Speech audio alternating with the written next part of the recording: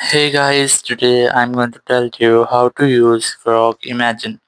If you are using Grok Imagine, so let's see how can you do that. First of all, you have to make sure that you have the latest version of Grok. So simply open up your App Store or Play Store, go for search and simply search for Grok, and here you have to make sure that you haven't any update pending in your Grok, or if there is any update available, so you must have to update your app. Once you have updated, you have to simply open up your apps.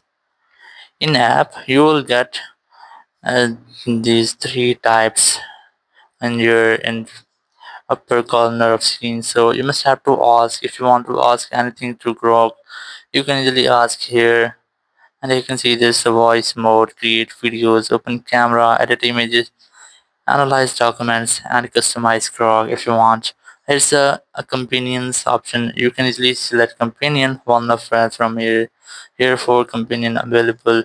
But here's the mid option, which is Imagine. So let's see how can you use Imagine, because it's Grok Imagine. So we're talking about the Imagine mode. So you must have to tap on this pencil icon here, and you will get this type section. Here you have to enter or type to Imagine. For example, I'm going to enter something here.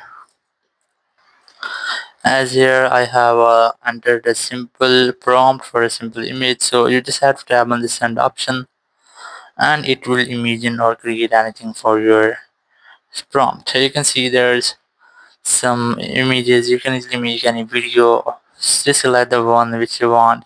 In my case, I'm going to select, for example, this one. Just select that, and here just select the make video option, and it will automatically create a video when it will complete it. So in this way, you can easily use Grok Imagine in any phone or PC. Thank you very much for watching the video.